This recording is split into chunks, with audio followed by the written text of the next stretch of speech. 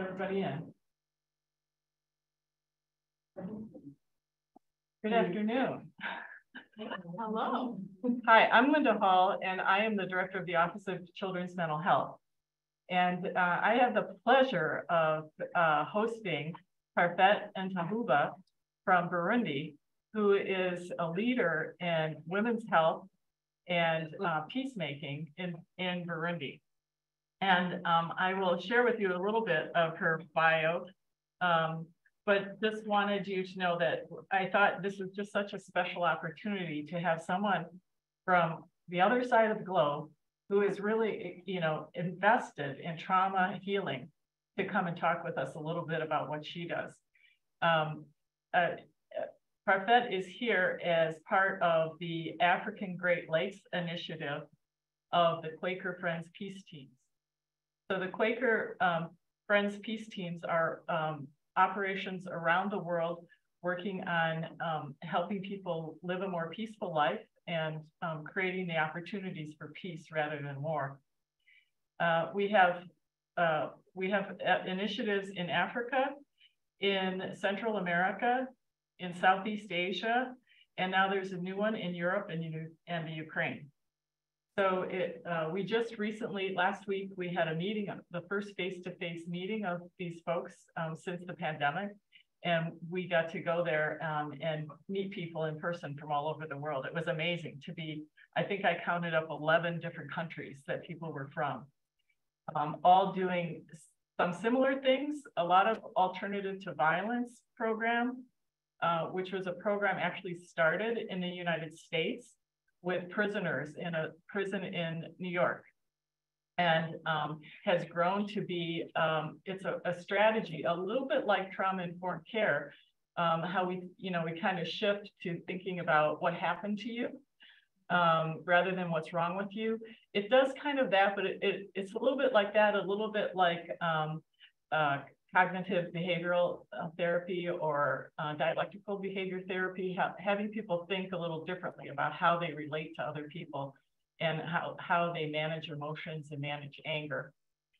So that's just background to what the Quaker Peace Teams are about. But with that, I'd like to introduce Parfaite. Parfaite is, she is from Burundi. She's not only active as a Quaker in her community, she's an executive board member of the Friends World Committee for Consultation. She's also a coordinator of the Friends Women's Association, which is a very large group, international group. She's an advocate for women's rights in Africa as a member of the All Africa Conference of Churches. And she is also the leader of the Quaker Peace Network in Burundi. So in addition to that, through her work with the Friends Women's Association, she was chosen to lead a clinic to really work on women's issues and to work with survivors of rape and other gender-based violence. She'll share a lot of her work about that. In addition to all of that, as in her leadership role with the Quaker Peace Network, she is an expert on preventing violence around elections. So Burundi had very controversial elections, and she'll talk a little bit about her work with people to try to make sure that there wasn't violence at that election time, because it kind of went on for a long time. In addition to all that, she is the pastor of a Quaker evangelical church with 2,500 members. Yeah, wow. And since yesterday was Mother's Day, I'll let you know that she is also the mother of 6 children. And she has a husband who works outside the home. So I feel like she, as much as I have her running around from place to place here, doing different things, I feel like this is vacation for her. I don't know how she does it. I can't figure it out. And you will see that in spite of all this work and all this energy and passion, she is also a very warm and calm person. And I think you're going to be so fascinated to hear about some of the work that she does. So with that, Parfaite. Thank you very much. Good afternoon, everyone. And the pleasure is mine today to be together with you to share about the work we have been doing in Burundi. And as Linda has already introduced me, I'm Parfaite Ntahuba. I'm from Burundi. I am here in the US. This is my first time to be here in the US, but the first time to be here in Madison. So I'm glad to be together with you. And I have enjoyed this place, the lakes, everything. It was good. I got also an opportunity to meet some migrants from Rwanda, from Burundi, and from Uganda. So I'm glad to be together with you as a family today. So about my background, I grew up in a Catholic family. Even though today I am a Quaker, I grew up in a Catholic family, and there was domestic violence in my family. My mother was often beaten by my father, and most of the time, my mother was sent back to her parents. And as a child who grew up in that family, I was touched by the way my mother was suffering in our family, because most of the time she was injured when she was beaten by my father. She went back to her parents and then was coming back by herself to ask for forgiveness, so that she can come back at home.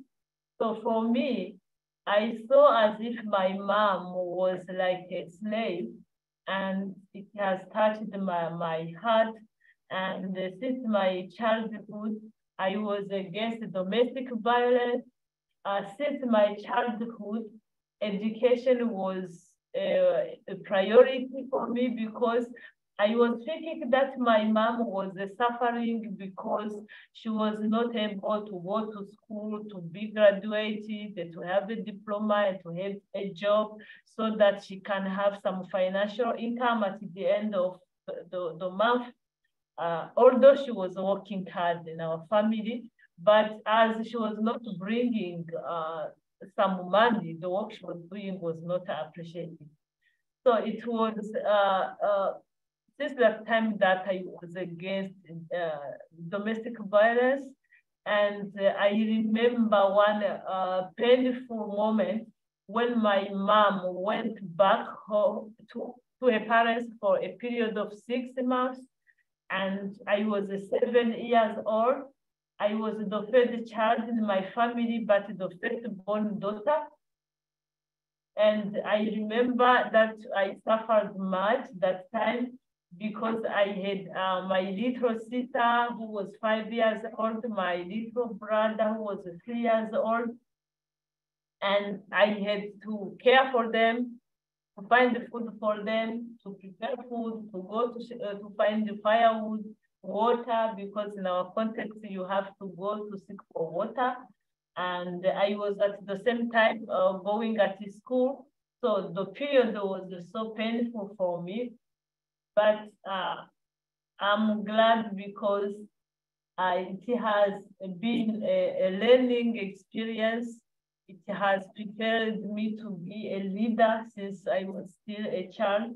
So that's why I grew up. It was in 1994, at the beginning of the 12th civil war in Burundi, when the first president who was elected democratically in 1993 was killed after 3 months only. And then many people started to kill each other. Many people were killed, including my father. Many people became refugees. And after the death of my father, our house was burnt, and then we were obliged to flee away from home.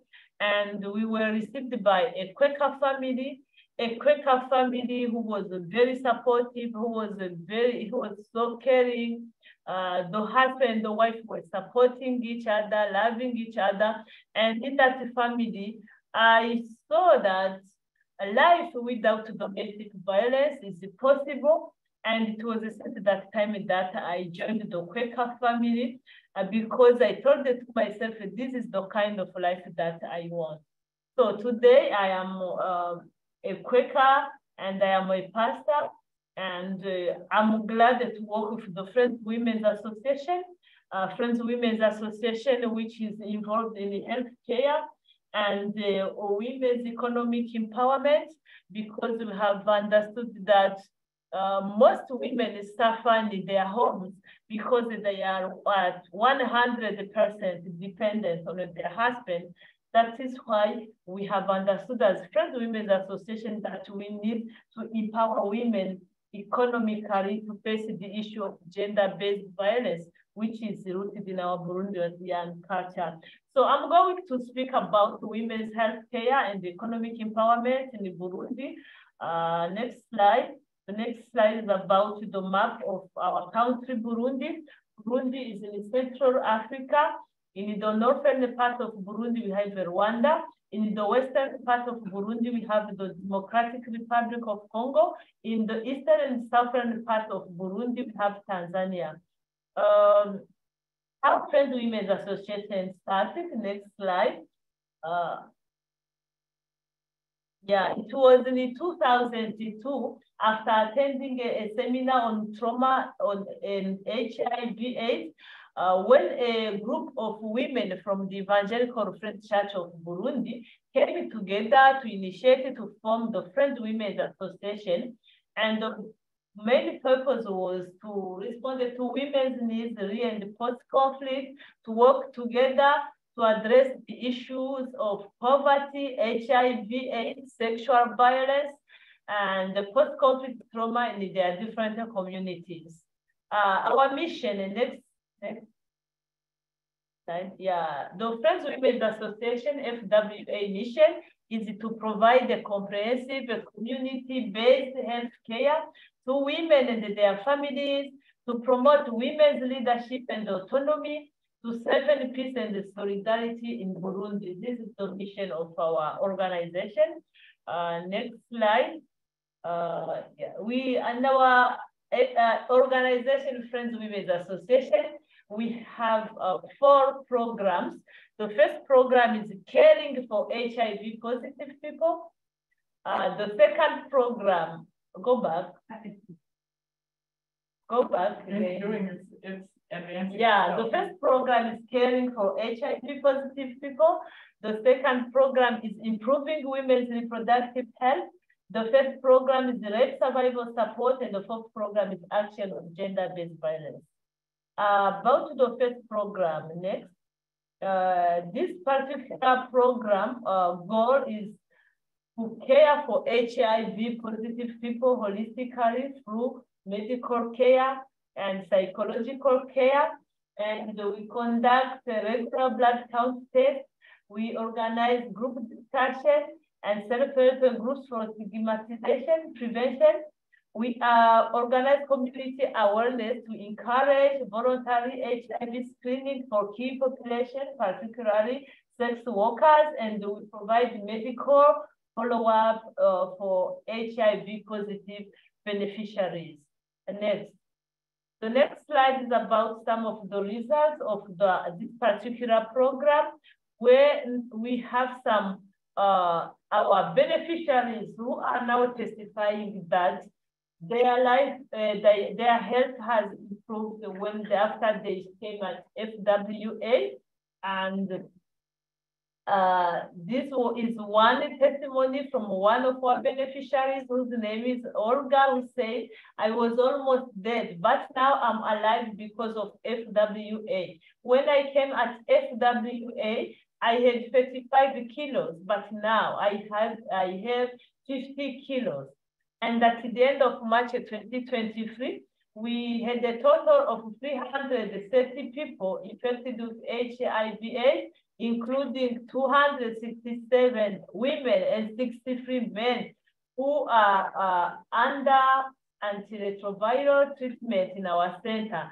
In our center, we offer different services: ARV treatment, the complete blood count testing, prenatal consultation, the ultrasound test for women who are pregnant, the maternity and the hospitalization services. Next. This slide is about the official inauguration of our clinic, which is called the Nhasekha Clinic. The maternity ward. This was a 3.5-year project, which was supported by different Quakers in different parts in the world and other individuals from the Global Giving Foundation. And this dream started in 2008 under the support of the African Great Lakes Initiative of the First Peace Team. And it was in October 2018 when we started the maternity ward construction under the support of Vancouver Island monthly meeting. And then more Quakers contributed to this project through the Canadian Friends Service Committee, through the African Great Lakes Initiative, through FWA and the Global Giving Foundation. And we were able to raise a total of $112,360 for this particular project. There on the picture, we have the woman who is told is the Friends Women's Association legal representative. Then we have another woman. She's the Minister of National Solidarity, Social Affairs, Human Rights and Gender in Burundi, who was there at that particular event. We have also the man in the black, who is the director in the Ministry of Public Health and against of HIV/AIDS. They were there to attend that particular event. This was the main achievement for our clinic in the year 2022. Next slide is about the picture of our Nhasekha clinic in March 2022. The next slide is a group photo on the day of the official inauguration of Nhasekha Clinic maternity ward. Next slide is about, it shows how now we are receiving women who are coming for delivery services. There we have a baby with her mom, and there the man was laughing is midwife at Nhasekha Clinic. Thank you very much. Go to the next slide. The man is the midwife. Yeah, the midwife. The next slide is about the second program, Improving Women's Reproductive Health. And this program seeks to sensitize both men and women in family planning to reduce overpopulation. We started this particular program. It was at the beginning, it was to educate those HIV positive people to do family planning to prevent the transmission of HIV/AIDS from mother to child. But then, because now we are facing overpopulation in Burundi, where we have 5.3 kids per woman, leading to family conflict and malnutrition. So as a Friends Women's Association, we have understood that we need to educate both men and women and the young people on the importance of family planning in our context. We have now 6 community health workers who teaches people on the importance of family planning in their different communities. And also those community health workers, they work together with Nhasekha Clinic, Nhasekha Clinic medical staff to go to organize outreach educational sessions on the importance of family planning from house to house. Because in 2017, we had an average of 120 people who were attending our clinic for family planning methods. But when we started the new approach to organize outreach educational sessions, you see there in the picture, we have our midwife. He was together with some of our community health workers to educate people in the public on the importance of family planning. Now the number has increased from 120 to 500 people per month who are coming for family planning in our clinic. it is true that we still have some significant challenges because of some religious beliefs in our Burundian culture who are against the family planning, but we are keeping on organizing public events. Every 3 months, we have a public event so that people can understand the importance of family planning in our context. Next slide.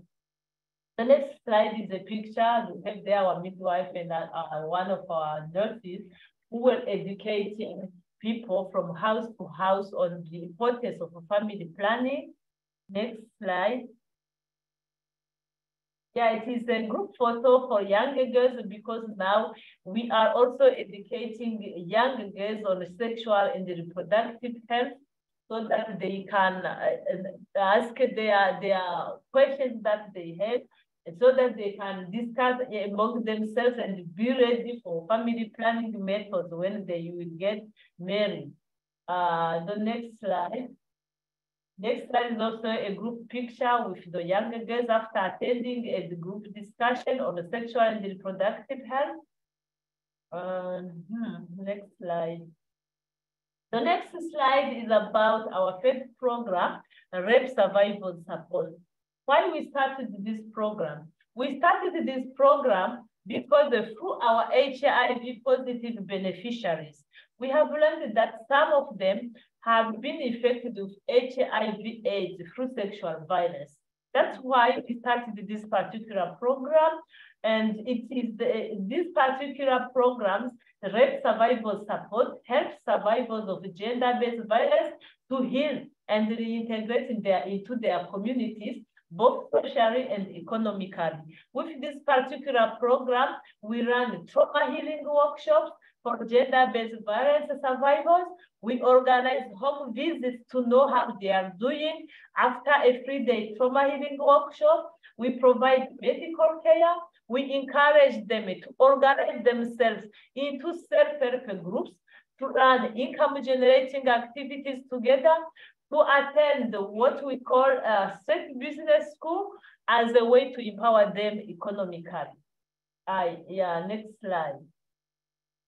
The next slide is a testimony from one of our gender-based violence survivors who testified that her name is Aisha. She said, now I received the award. I have been here at FWA for 3 years. Before, I was mistreated by my husband. He sometimes told me that I'm hopeless.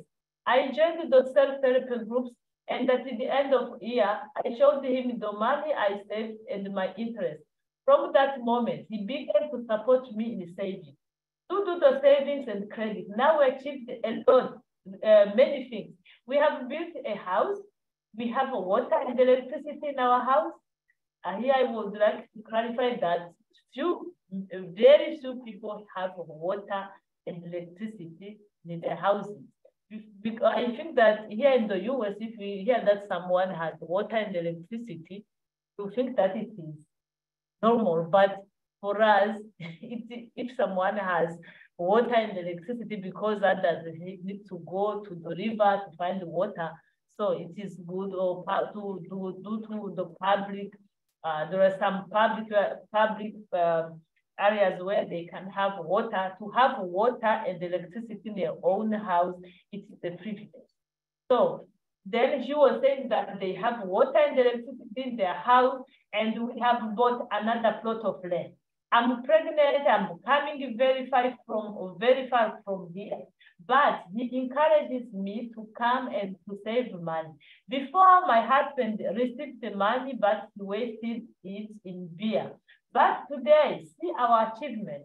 We are proud of ourselves. Now, I have a word in my family. My husband loves me and we work together. This is one of the testimony from our beneficiaries. Next slide, also we have more results from rape survival support. We have trauma recovery for gender-based violence survivors. The workshops give understanding. Gender-based violence survivors understand that they are not alone. It is a group of women who are facing that issue. And then they encourage each other. Taboos are discussed. Workshops increase the self-esteem of women. And at the end of March 2023, we had a total of 159 self-help groups in Kamenge, Bujumbura province, for a total of 3,763 women and 35 self-help groups for 863 women in Nyabiraba community in the province, Bujumbura province. These are two different provinces in Burundi. Next slide. The next slide is the graduation of the fourth promotion of 40 women who attended the street business school. And now we have already graduated 160 women because each year we need to train one promotion per year. These were those women who were graduated in the month of March 2023. And with this street business school, we train women how they can go in their communities to identify what is needed in the community so that they can start a small business. With the street business school, we teach them that they can start a small business with just a small capital to be the solution in their different communities, and at the same time to have some financial income to bring to their family to feed their kids. Yeah, the next slide is also about women who are now doing income generating activities together. We have some women who are growing rice together. On the next slide, we have women who are now growing white potatoes together. And on that picture, most of the women are from the Batwa ethnic group. In Burundi, we have three main ethnic groups: the Hutu ethnic group, the Tutsi ethnic group, and the Batwa ethnic group. The Batwa ethnic group is the minority in Burundi, and they have been living through hunting. I can compare them to the Native nations here in the US, and now we are educating them, to train them to run some income generating activities through agriculture so that they can have food for their families. Next slide. Yeah, the next slide is also the white potatoes harvest, which was initiated by women from the Batwa ethnic group. Next slide is about our fourth program, which is Action on Gender-Based Violence. Action on Gender-Based Violence is there to mobilize the community to stand against gender-based violence, because rape survival support focuses on gender-based violence case management, but this is for gender-based violence prevention in different communities. And we started this program in 2014. When we started this program, we were working with the Evangelical Friends Church of Burundi because they have a peace history. Because we have seen that gender-based violence is also present in our different churches. But since 2016, we have started to work with the local administration so that we can encourage the community elected leaders to network with religious leaders to stand against gender-based violence in their different communities. And the next slide is about a testimony from one of our beneficiaries. She's a younger girl who said, "My name is Nadine. I'm from the Batwa ethnic group.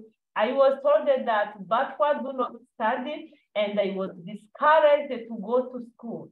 When I was in 10th grade, I was really discouraged until I gave up. During their home visits, FWA, Gender-Based Violence Survivors Companies, found me and advised me to return to school. Today, I continue my studies easily, and I'm part of the savings and loan group of FWA. We farm together even though we have small crop fields. I want to thank FWA who noticed the lack of residential houses in our village. We really lived in precarious conditions. FWA did everything to provide us with shelter. Today, the Batwa people of Bubaji have built beautiful houses. We express our sincere thanks to FWA for providing us with these houses. At the moment, we are doing our development work in safety and peace because we have habitable houses. Thank you. This was the testimony from that young girl. And legal marriage was the main criteria for those people to benefit from our support, because illegal marriage has been one of the causes of gender-based violence in our context. And if you visit our website, you can see when we were handing over officially the 19 houses to 19 families from the Batwa ethnic. Yeah, can you go to the next slide and the last one? This is about a public event that every time in December during the 16 days campaign of activism against gender-based violence, we organize a public event so that we can raise awareness in different communities so that people, the local administration and the people, both men and the women, so that they can stand against gender-based violence in their different communities. This was in last December 2022. We had that public event, organized a peaceful walk, we organized sketches and the testimonies for those who are now no longer doing domestic violence in their homes, so that they can encourage other people to understand the importance of gender-based violence prevention. So thank you very much for listening to me. These are the 4 programs that we have at the Friends Women's Association. And if you want to know more about the work we are doing, you can just visit our website. You can also visit the Friends System website, because you can find there our monthly reports. Yeah, thank you very much. This is what I wanted to share with you today. Thank you. Thank you, Parfaite. Yeah. So we have time for some questions or comments. I'll just say that I see a lot of crossover for our work. I mean, what she is doing is, helping families be stable and secure and nurturing. So really, and thinking about children's well-being and how they grow up. There's elements of housing first going on there. Working with people on the street. There's just so many crossovers and things for us to learn from them too. So say a little bit about the name of your clinic. The name of our clinic is called the Peacemaker, N-T-A-S-E-K-A, Peacemaker.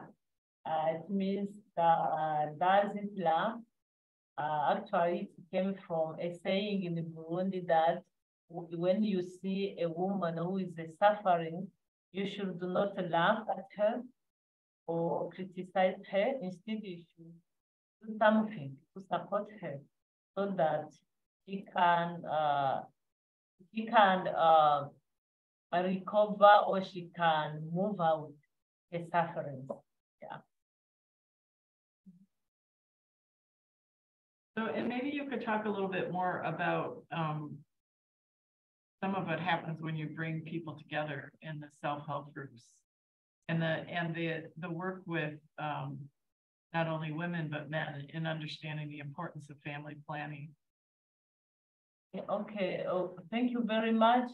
In the self-help groups, actually, we organize first trauma healing workshops for gender-based violence survivors for a group between 20 and 25 people. They attend a 3-day trauma healing workshop. And then on the first day, we explain what is trauma, what is the causes of trauma, the symptoms, and the consequences of trauma. And on the second day, it is a day where they will share about their sad stories, because on the first day, we explain what we call Johari's window, a window with 4 parts. The first part, which is called open, things that I know about myself and that other people know. And the second part is called the secret part of my life. Things I know about myself, but others don't know. The first part is called the blind part of my life. It is made of the things I don't know about myself, that people know about me. And the fourth part is things I don't know about myself and things people don't know about myself, which is called the mysterious part of my life. And on the second day, because of that, the Harris window, participants start to share about their secret life. Those are the stories they have been experiencing. And then on that second day is when people start even to cry together, because they understood that they are not alone. What I am facing, there's another one who is also facing the same issue. And on the third day, we do what we call a trust walk, when someone closes his eyes as a blind person, and he has to be led by another person who is not blind. Then it is a way to teach them that in order to recover from your trauma, you need to find someone you trust, to whom you can tell or share your sad story. Yeah, and after the 3-day trauma healing workshop, as when we are listening to gender-based violence survivors, we have understood that most of them, they are suffering because they are poor, they are 100% dependent on their husband. We encourage them to organize themselves into self-help groups, to run income-generating activities together, to attend the city business school as a way to empower them economically. And the members from those self-help groups, they are coming from different ethnic groups. So you can see that those who are Tutsis, who are Hutus, who are Batwa, they are sitting together because after, when they organize themselves into self-help groups, they decided together that they will be meeting once a week, one time for 1 hour. They decided together what time can be good for all of them. And during that time, 1 hour, they continue to share about their life, their homes. They can even speak about family planning methods, and also they save money together. And if one of them needs a small loan, they give each other a loan. That's how one was testifying, said that at the end of the year, she brought what she had, the money she had saved plus interest.